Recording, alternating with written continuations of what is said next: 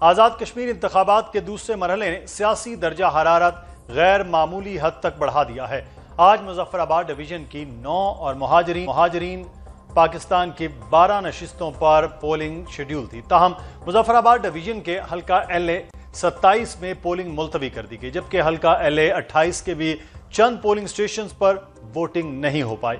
صبح 8 بجے پولنگ کا آغاز ہوا تو کئی مقامات پر ووٹر ٹرن آؤٹ توقع سے کم دکھائی دیا، جبکہ دن بھر سیاسی جماعتوں کی جانب سے انتخابی عمل پر سوالات اٹھائے جاتے رہے، لیکن پولنگ کا عمل جاری رہا اور اس وقت مہاجرین کی 12 اور مظفر آباد ڈویژن کی 8 نشستوں پر پولنگ کے بعد گنتی کا عمل جاری ہے۔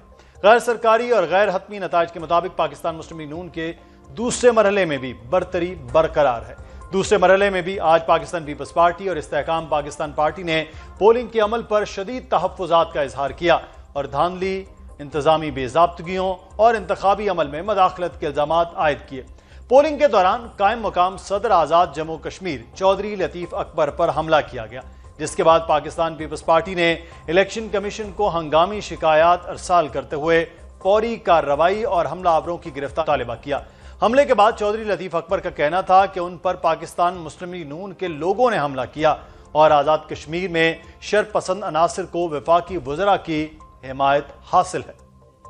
میں ایک پولنگ اسٹیشن 83 کا وزٹ کر رہا تھا تو اس دوران مجھ پہ نون لیگ کے لوگوں نے حملہ ہوئے اور مجھے تشدد کا نشانہ بنایا گیا، پھر وہ اسلحہ لہراتے ہوئے وہاں سے چلے گئے۔ سیاسی کشیدگی اس وقت مزید بڑھ گئی جب چودھری لطیف اکبر کے انتخابی حلقہ LA 31 میں پاکستان پیپلز پارٹی کے کارکن مشتاق شاہ قاتلانہ حملے میں جاں بحق ہو گئے۔ اس واقعے پر chairman Pakistan Peoples Party Bilawal Bhutto Zardari نے شدید مذمت کرتے ہوئے شہید کارکن کے اہل خانہ سے تعزیت اور افسوس کا اظہار کیا۔ دن بھر پاکستان پیپلز پارٹی کی سینئر قیادت کی جانب سے آزاد کشمیر میں انتخابی عمل پر سوالات اٹھائے جاتے رہے۔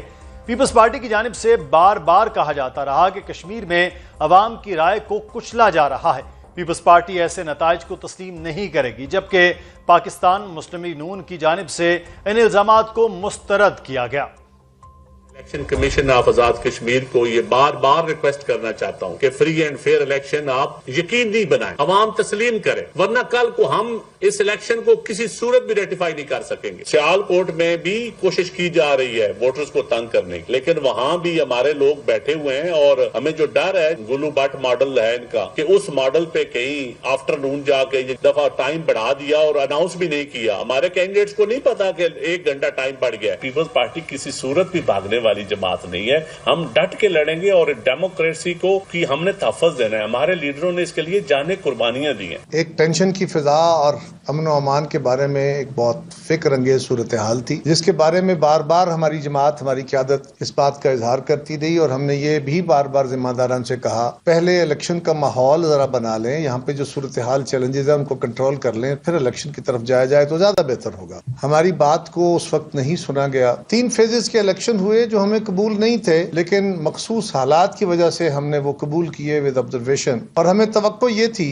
کہ یہ الیکشن فیئر، فری اور لوگوں کو آزادانہ رائے کے ساتھ کرائے جائیں گے، کیونکہ ایک بالکل شفاف الیکشن، معتبر الیکشن جو ہے وہی اس وقت جو ریاست کی صورتحال ہے اس کے اندر بہتری کا سامان پیدا کر سکتا ہے۔ لیکن ہماری باتوں کو اس طرح نہیں سنا گیا۔ پہلے فیز کے اوپر ہمارے بہت سارے تحفظات، وہاں جس طرح کی صورتحال کی گئی ہم نے مسلم لیگ کے ساتھ انگیج کیا۔ ابھی خبر آئی ہے کٹکیل میں لوور کورٹ LA 31 ایک پیپلز پارٹی کے کارکن کو پولنگ اسٹیشن پہ فائرنگ کی گئی ہے، ہمارا کارکن مشتاق شاہ شہید ہو گیا۔ جو انتظامیہ، جو سیکیورٹی سسٹم ہمارے چیخ دھاڑ کے باوجود، ہمارے بار بار متنبع کرنے کے باوجود، ہمارے سامنے اقرار کرنے کے باوجود وہاں ایڈیکویٹ سیکیورٹی اور مناسب سیکیورٹی نہیں دے سکا، صدر ریاست کو تحفظ نہیں دے سکتا، تو وہ کیا ہے؟ وہ کون سا الیکشن اور کون سا سیکیورٹی پلان ہے؟ سارا دن پرامن ماحول میں اپنا حق رائے دہی جو ہے وہ استعمال کیا ہے، لیکن بدقسمتی سے ایک جمہوری جماعت، اور خاص طور پہ یہ بات انتہائی افسوسناک ہے کہ وہ چارٹر آف ڈیموکریسی کی